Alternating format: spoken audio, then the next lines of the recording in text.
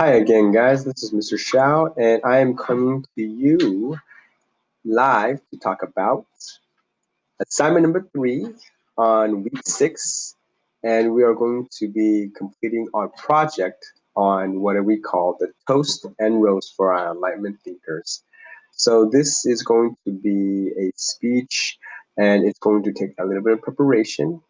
So in the toast and roast scenario, we're going to be delivering a short speech about some like your assigned alignment speaker, and you're going to be praising them, and then you're going to choose another enlightenment thinker, and you're going to criticize them for some of the things they did.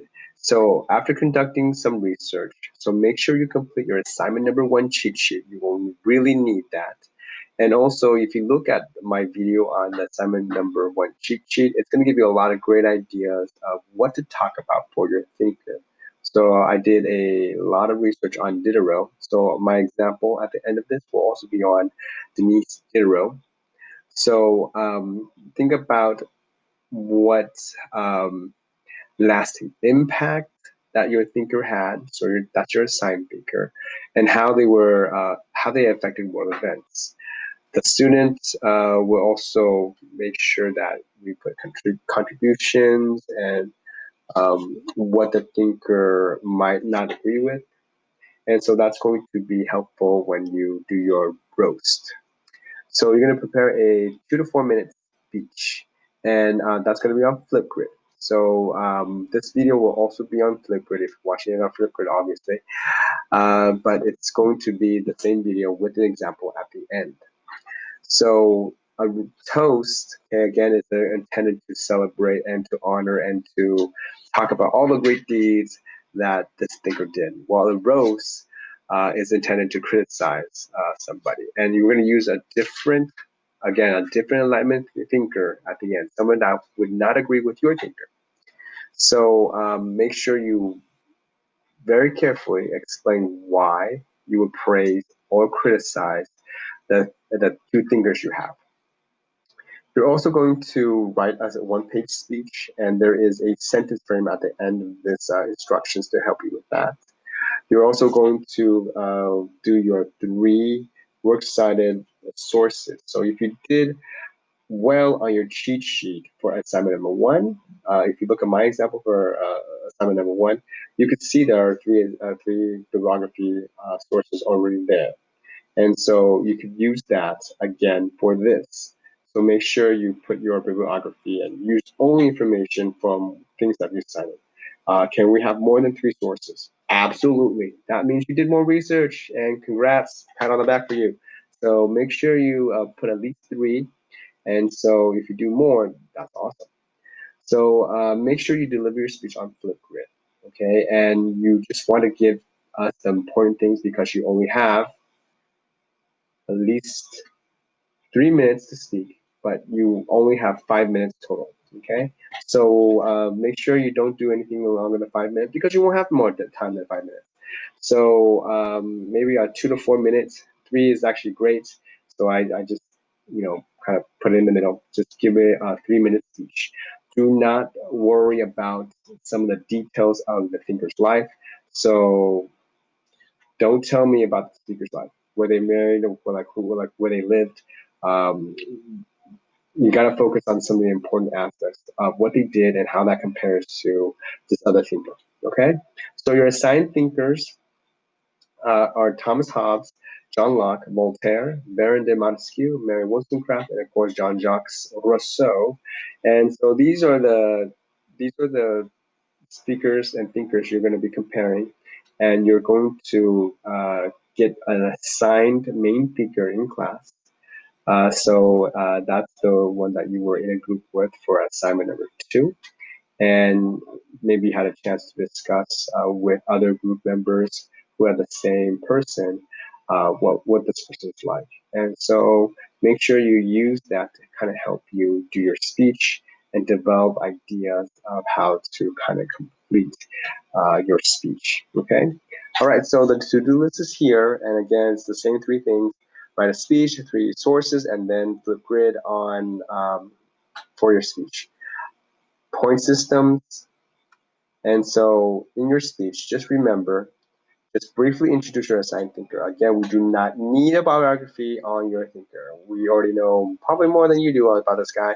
And all we need is for you to think about why they're important and how they compare to another Enlightenment speaker that we already have, like you already have compared to.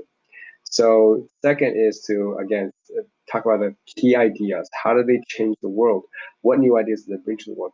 Are they familiar to you? Like freedom of speech was actually coined by one specific thinker on your list.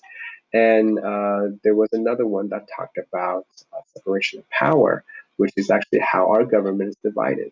There's countless speakers that talked about equality and then idea of social contract, where the government should be doing what's best for its people, and they have a responsibility to their people. So think about what we kind of discussed, and then you're going to have to compare that with another Enlightenment speaker to criticize, to say this person doesn't agree with my thinker because, and who would you assign, and why would they not agree with your speaker or your thinker? Think about the forms of government and how it compares. There are a few that support monarchies. There are a few that support democracies. And how do they compare to each other? All right, so down here is the sentence frame. This is very important. You're going to use this to kind of fill out your um, your speech, and you can just read this in a way to kind of help you with your speech. So I'm going to do mine on Diderot. That's actually kind of aligned with assignment number one. So if you go back to assignment number one, you'll find out a lot more about Diderot. And pretty much that whole video is already like a speech. I would probably just give that as a speech versus just using the sentence frame. But I'm going to go through the sentence frame and use this for you guys. Okay. So today I'm here to give an immense and awesome toast to the Enlightenment speaker, Denis Diderot. Diderot was a thinker in 1713 and died in 1779. And from Paris, France, this thinker also was the co-founder and major contributor to the encyclopedia, what we know now. He also challenged and used the encyclopedia to focus on allowing more freedom of knowledge and scientific discoveries, and even spread Enlightenment ideas. Most importantly, okay, Diderot was helpful in allowing others to continue on work, such as Louis Braille, who invented the Braille system for the blind, who mainly got his contribution from Diderot in one of his writings. Diderot contributed many new ideas. Okay, these new ideas included being able to freely share information, such as discoveries from the scientific revolution, which was challenged by the church and many times kind of thrown out. He also may believe that knowledge was free to the whole masses, meaning no matter your station in life, you were allowed to maybe have this information, gain this knowledge, which says a lot about public education.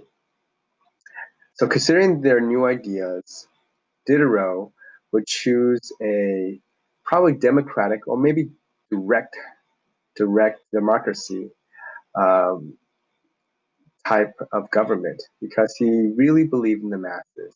He believed that the masses were wise enough to govern and even have knowledge to understand for themselves. And there is many reasons why I would think that Diderot was against monarchies, but as a representative or republic kind of government, I don't think he would also agree with that either, just because he didn't believe in um, elite groups. So in a representative democracy, you would have elite groups. Those would be the people elected. Those would be the representatives of the government. Lastly, Diderot had different ideas from other Enlightenment thinkers. A thinker who not agree with Diderot would probably be Adam Smith. Adam Smith was an economist, meaning that he believed in numbers and he understood how market prices and money affected the world. So he is probably called the father of capitalism because Smith, he gave this idea of free market to everyone. He believed in laissez-faire, meaning that you should allow the market to have free control, so supply and demand. People would be able to buy or sell things with very little government influence.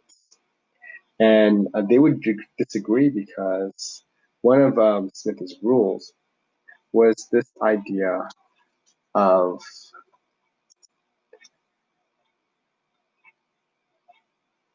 competition. And the law of competition would suggest that everyone would be better if they were competing against each other. And Diderot believes this idea of free information. And despite this idea that free information is good for everyone, it doesn't actually allow for competition if you were also sharing plans for the same product. And so that's actually what Diderot believed. Like everybody should have access to the same products, to the same information to build these products. Whereas Smith says, hey, no, no, no. If somebody invents something, they should be able to allow that person to build it and sell it. And the competition would have to figure out a way to compete or go out of business. And so this like law of competition helps actually build better competition, not just like sharing the knowledge of what we have. And so Smith was also a proponent of just this idea of little or no government support, whereas Diderot believed that the people were the government, and he believed that they should be helping each other in spreading and even building ideas. So Smith and Diderot probably wouldn't agree. And Smith was probably a little bit wrong in this idea of like the free market. It just allowed for huge competition and these big corporations, what we see now. And that is actually the father of capitalism. Thank you guys for watching. And I hope that script helps a little bit. And as you kind of do your roast and toast, make sure that you think about what you're going to write and what you're going to say. So using some of the information, write it down and make sure that it is something that would help you describe your different Enlightenment thinkers and compare them openly. All right, folks, if you have any questions, feel free to email and watch this video again if you're still curious about how to kind of construct your speech. And we will see you soon.